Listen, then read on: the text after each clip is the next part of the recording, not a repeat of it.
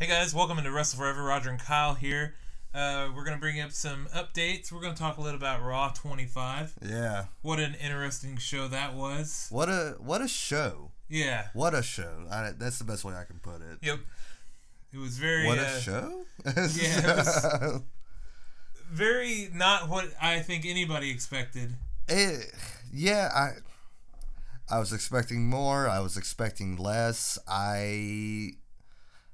I don't know how to actually put this show into words. I think that's part of the problem, really, is that nobody really knew what to expect. They started naming name after name after name after name. Which sounds good. Yeah, and even there were a couple of names that I didn't see. The MVP, I didn't see him there, did you? Oh, yeah, he was with the APA. Okay, you might not even realize him because he was in the gigantic horde of people. Yes. So that's where I feel like most of the legends really appeared. You know, you've seen people circulating in and out of the APA segment. Yeah. Which, you know, to Kyle's pleasure, they brought back a backstage piece there. I loved the door. That used to be one of my favorite things about the APA. You gotta have it, man.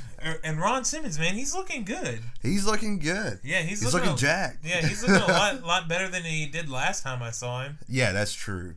You know the one thing that always bugs me about the APA though, every time they come back, they always still wear the electrical tape around their wrists. Yeah. Every time they come back, and it throws me off. I don't know why, but it's just one of the little things that bugs me about them. Yeah.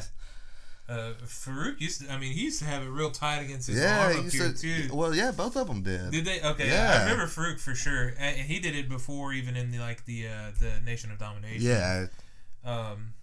But yeah, I guess I didn't really pay attention. It just felt natural. He looks a lot different. He's a lot older. He didn't have his braids anymore, so maybe that.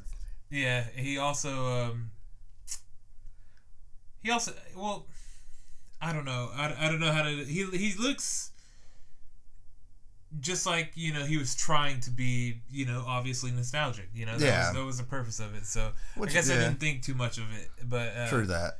And it's hard to like really look at how they're dressed, because you got JBL back there, and JBL looks like the biggest, oldest, nerdiest dad. He does look like a fish out of water now compared to what Bradshaw was. Yeah. He looks like JBL cosplaying as Bradshaw. Yeah. Yeah. It was a fun segment though. Like all of it was fun. Slater with cheating and everything like that. They it kind of revolved around them the whole time. Yeah. You know, and people just kept appearing. Jeff Hardy was there. $1 Million Man. Yeah, he just came out of he just showed up out of nowhere. And that was kind of weird. Yeah. Jeff was. You know, you were hoping for something with Matt Hardy or something like that. You know, that's something I felt like they could have built. Which we have a video. Yeah, so we have a video coming up for Jeff Hardy, so be sure to check that out. But, you know, I thought that was something There's a thing that I noticed about it. There were so many people there that I was like, okay, for sure they're going to build something off of this. And they didn't. There was no build to really anything there. No, and I had read a couple different things online, like I had read that they were actually going to do a Legends Battle Royal at the Manhattan Center. Yeah. And so I was kind of thinking, okay, so you'll get all these legends and who can actually still go in the ring a little bit and do something with them. But it was just kind of your normal day with the legends at WWE. They're just here for like little comedy skits now. So yeah, that's mostly what it was. Besides Taker. Yeah, let's talk about Taker real quick. All right, I'm gonna let you take over Taker because that's your guy. Okay, so he comes out, he starts cutting a promo. The promo itself is okay. He looks really good. He looks a lot better than he has in the past few years. Actually, Kyle noticed that he didn't have his gloves. That threw me off. Him just wearing just tape. I guess like I haven't seen the Undertaker's hands since '96. I feel like. It just threw me off. I didn't notice that. What I kept looking at was his hair, and like I always every time he comes out and he has like hair like in the hat or something. Like, is it real? Yeah. How do I know if this is real? He shaved it off. How does his hair grow that fast? Because I think the one thing that made that stand out is whenever you see the Undertaker, his hair is usually just like wet. Yeah. And so I think I think that's what made that stand out. Plus, it looked luscious. It was. If that's his real hair, props to him. It was beautiful. I'm losing mine, so I'd love that hair. But he comes out, he cuts his promo, and then he gets very confusing very quick. He starts talking about digging holes for all them souls, just kind of like, the thing that we heard the last time he was on SmackDown before the Rumble. But he starts naming off legends. Austin, his brother, I can't remember who else he named. He named somebody else. Was it The Rock? It wasn't The Rock. It was Mick Foley. Mick Foley, that's right. That's right. And then he says the most confusing line. Like it confused me. It confused. I think confused the King and good old JR. I think it confused everybody. Yeah, because he essentially says nothing. Yes, he says it's time to truly rest in peace. Yeah, these legends can truly rest in peace. So is he like what? Undertaker, like, what are you saying to us right now? Like, we don't know. Because I was for sure that either A, he was setting up, there was going to be something set up for another match, or B, there was retirement. That speech effectively did not do either. It sounded like a mixture of both, and I couldn't tell. So if anybody knows what was going on there, has any source, maybe let us know in the comments below. Because we're a little confused. I know that I am, but I am so confused. Overall, the segment was cool. It just it was cool to see Undertaker show up without all the bells and whistles that usually come in with an Undertaker. Yeah, he was in the ring very quickly. Yeah, he was on the mic quickly, and almost as soon as he was there, it was gone. It was done. But it was cool. It was a good piece of nostalgia, but I don't know what to make of it really. Yeah. Oh, before we move on, what did you think of having the two different venues? I thought it was a really cool idea. I did too, because I love the Manhattan Center. Yeah. I love having Raw back at the Manhattan Center. And I loved when they flashed over to it. I thought it looked really cool. It was still very intimate. They still did the old school graphics. They even had the ICO Pro banner. Yep. It was, but a lot of the people were not happy with it. Apparently not. A lot of the people in attendance with the "this is bullshit" chants and stuff like that. And we want refunds. Apparently, so I could see that there was a projector or something in the back. Maybe not everybody could see that, but I've heard from a few places that there weren't any screens in there, which seems really weird to me that they wouldn't have a TV hung or something so they could see what's going on in the Barclays Center. Yeah. I don't know for sure. I'm not willing to say that there definitely wasn't screens in there or not. But if that was the case, that kind of sucks. They paid a premium for that, and obviously they got some good stuff. They got to keep their chairs. They got a meet and greet. And autographs. They got to see those promos that literally, nobody else got to see, live. Yeah. You got to see them on TV, but you got to be there for that Undertaker promo. That Undertaker. You got to see the DX thing. Matt Hardy versus Bray Wyatt. Which, God, that was not a good match. No, it was not. Granted, WWE came through our town, and we got to see it live as well. And, I feel like our match was better. It was better, but I just, Bray Wyatt and Matt Hardy, this was just, we've touched on this before. This was a feud that I've been looking forward to whenever Matt was doing Broken Matt in TNA. This feud has just fell so flat for me, and I feel like these two guys actually just have no chemistry together. Maybe that's the case, because when we saw them, it was a slow match. Yeah, they're kind of slower dudes. Yeah. Granted, they can both still go pretty well, but they're a little slower. But what killed me is, so it's one thing seeing it in a live show. Yeah. But this is the televised, this is the canon product. Yeah. Why did you do it there? And why did it last 4 minutes? This is a feud that you've been working on. You've been spending TV time on this, and you gave it 4 minutes in the ring. For one of the most lackluster matches that I've seen in memorable history. It's only followed by one that happened towards the end of the night. Yeah. Also in the Manhattan Center. Yeah, Manhattan Center, I did read, we got sidetracked there. Sorry about that, guys. But going back to the Manhattan Center, I did read. I'm totally 100% sure about the TV, but I do know, like, while stuff was happening at the Barclays Center, they were having, like, cruiserweight matches at Manhattan. Woo! I mean, of course, minus one cruiserweight. Yeah, minus one. Mr. Amore, who we'll be talking about here in just a little bit. Oh, boy. I don't mean to be a douche towards the cruiserweights. They're really, really good athletes. But, I mean, if you're paying a price... Because I read those prices, I think, where I heard tickets started at was at $400 a pop. The Roman and Miz match should have been there. Yes. The Roman and Miz match should have been there. They should have switched that out for... They should have took... I don't know if I would say put the Undertaker in the... Undertaker makes more sense at the Manhattan Center, but there is like areas there, like you could have just moved that over.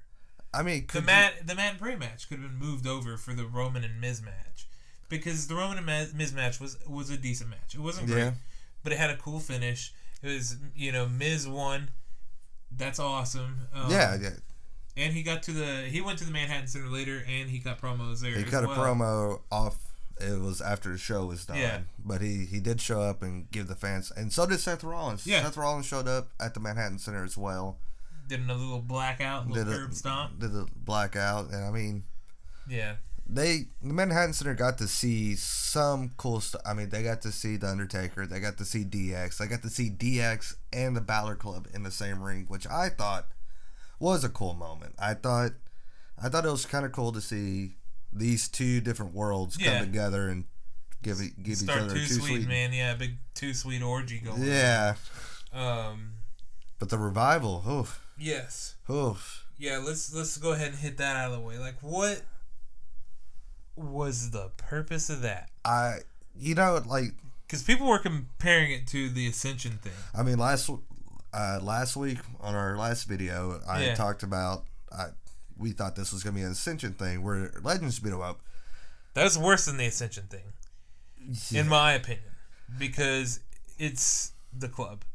It's the club. I mean, nothing against them, but even with Finn Balor in tow, they just recently got together. The club doesn't have the best record.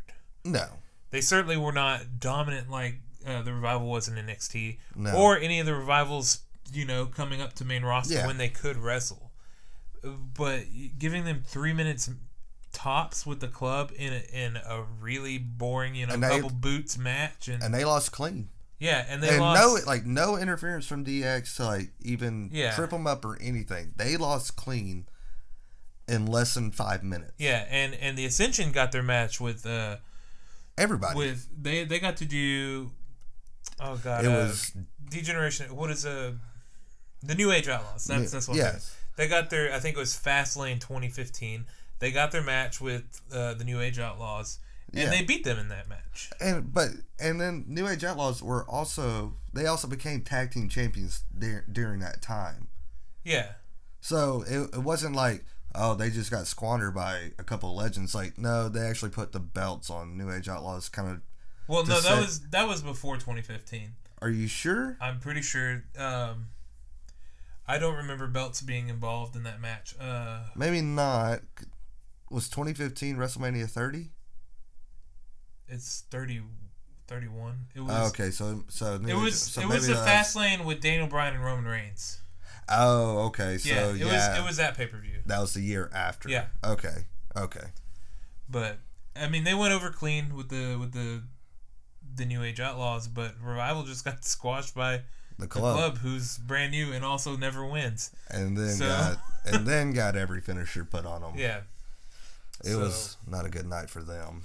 Yeah, hopefully that it doesn't really leave this could just lasting be mark, but WWE, they change their minds all the time. Yeah, that's true, because the Revival they're so good. They are so good. Do not waste them, WWE. Do not waste them. I was expecting them to actually look sort of good. Yeah. But when you lose in 5 minutes, less than 5 minutes. Yeah, and I'm telling you, it was like two boots, Magic Killer. Yeah. And we were done. Like, Luke Gallows just came in and cleaned house, and then, boom, that was it. Yep. That was how Raw 25 was, though. It was chock full of moments like that. It was full of nostalgia. I'll give them that. And then a bunch of, like, it was full of nostalgia, full of matches, like, I could care so much less about. Raw 25 could have been so much better. Yeah.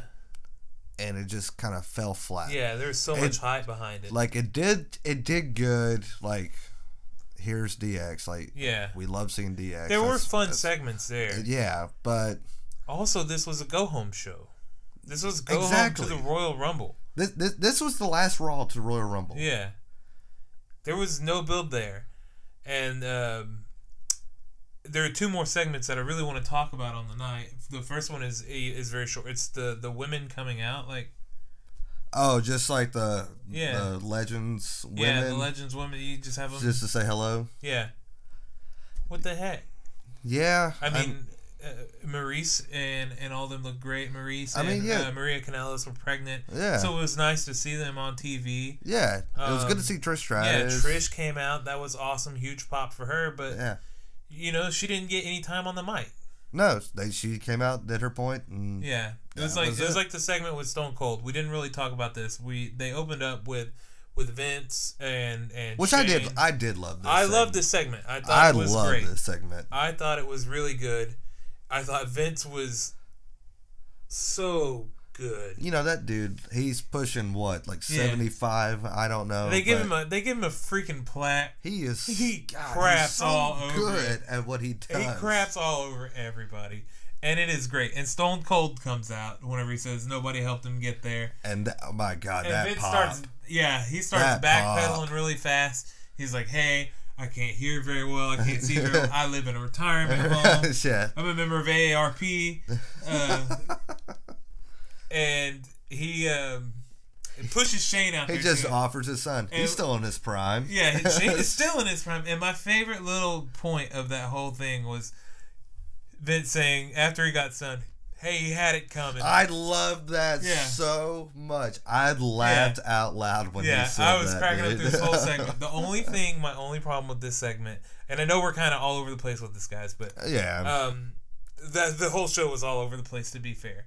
So Stone Cold didn't get on the mic, and that bothered me. He was very effective not on the mic. You know, he had the good look. He was stunning everybody. He was drinking beer. He was throwing. He actually looked really good too, though. Like, but I would have loved to have heard him. You know, at least get Vince in something. Yeah, call him a dumb son of a bitch. I don't care. Like, it would have been nice. But overall, the segment was really good. It was a really hot start. It just was kind of downhill from there. Just like last week's Raw, started off real hot and then just kind of fade away. The next thing that I wanted to bring up was the end segment with Lesnar, Kane, and Strowman. I hated it. That sucked. I don't understand that segment one bit. Yeah. One bit. I do not understand that segment. And they buried Kane so hard. You know, yeah, exactly. You know, this being the 25th anniversary of Raw, Kane is actually a really big part of Raw. Yeah, he had huge moments. And just buried him. Yeah, you saw completely how unimportant to the match he was. Why is he even there then? Yeah. If he's just there to take a pin, why? Yeah, why? And it ends with Braun doing a running power slam on Brock through a table, which was nice. You know, like, I love seeing. We have no shortage of good things to say about Braun Strowman. Yeah, he's awesome, but this was not an effective use of him, especially following all the stuff that he's been doing recently. Especially what he's been doing recently, where he's been destroying everything in his path. Starting from the beginning of the night, you're telling me you don't bring him in till the last 5 minutes of the show? Yeah, like, it was, and Kurt comes out with a line of legends and stuff, like, you're like, oh God, what is about to happen here? And I don't even know what happened to Kurt and the legends. They all just kind of disappeared. They just sat around the ringside and just watched. I guess they wanted a better seat than the people at Manhattan Center. Yeah. And that was that. I mean, you got a segment. One more thing I do want to mention for sure about Raw 25 before we go into this whole Enzo thing. Razor Ramon comes out. Scott Hall. Oh my God, the worst. So this is the worst. Oh, this is like a giant, in my opinion. Maybe he didn't take it this way. Maybe other people didn't take it this way. What a show of disrespect. Yeah. So they start, Triple H and Shawn cut their promo. They're getting the crowd hyped up. They bring out the New Age Outlaws. New Age Outlaws bring out X-Pac. And X-Pac brings out Scott Hall. Razor Ramon. Yeah. And he takes about 5 steps from the ramp, and they cut to a commercial. Just straight up cut. And the commercials on this show were horrendous. There were so many of them. I felt like it doubled. Yeah, like I was talking to some people, and they just said, I'm watching one giant commercial. Yeah. That's all I feel like I'm watching. Yep.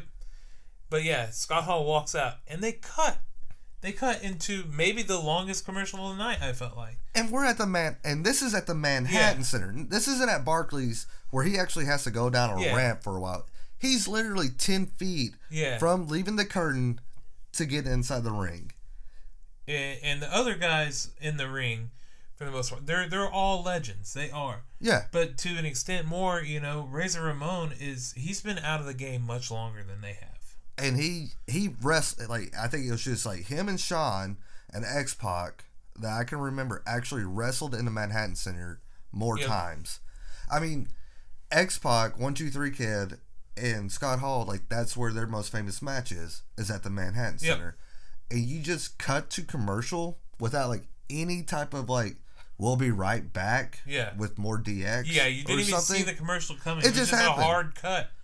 And they've done, like, but WWE has done this, and I thought, oh, that's it. That's it for the DX reunion. Yeah. Because the commercials went on for another 3 minutes. It wasn't like a 30-second spot, and then we're back in. Yep.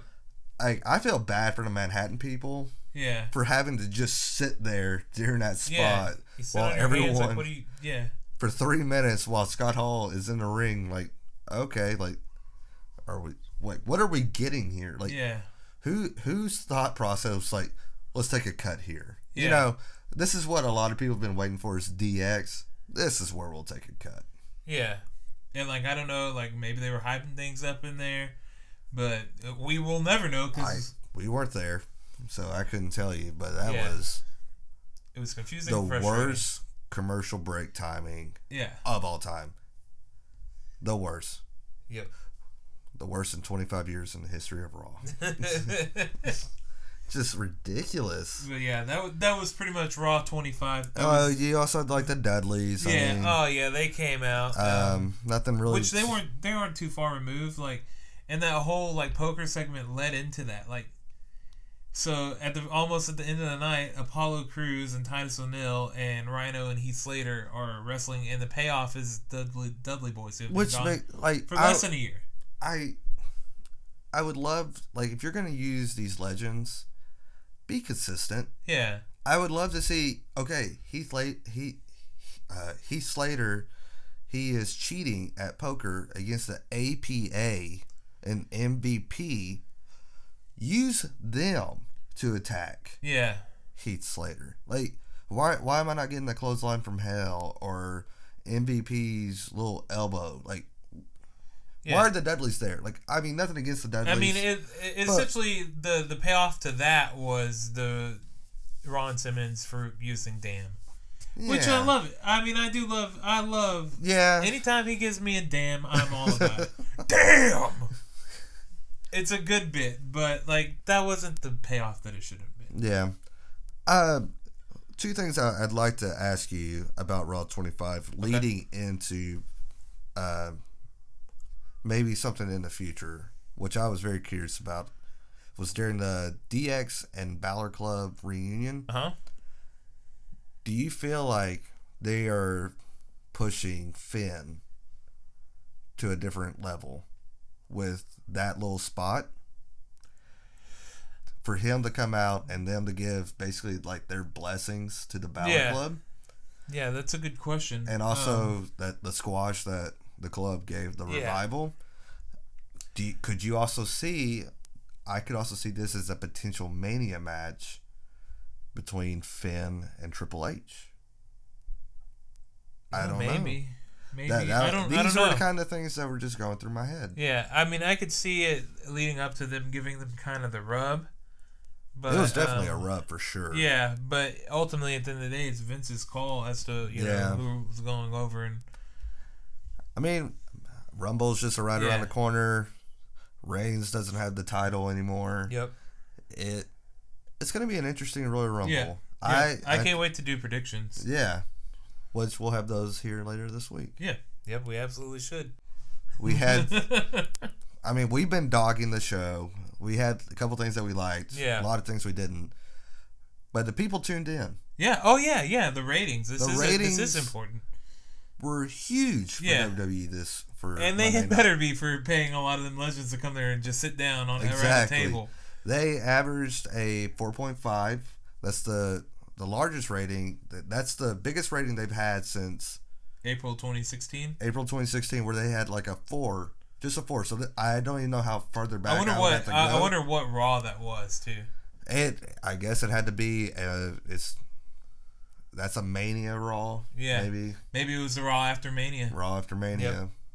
But for them they consistently had 4 million people watching the show. They started out hour 1 with 4.8, hour 2 was 4.6, and then hour 3 was 4.1, which is astonishing for WWE, where they lose so many people by the third hour that all these people did actually stay and watch this whole show. Yep. And I feel bad for them. No, I'm just kidding.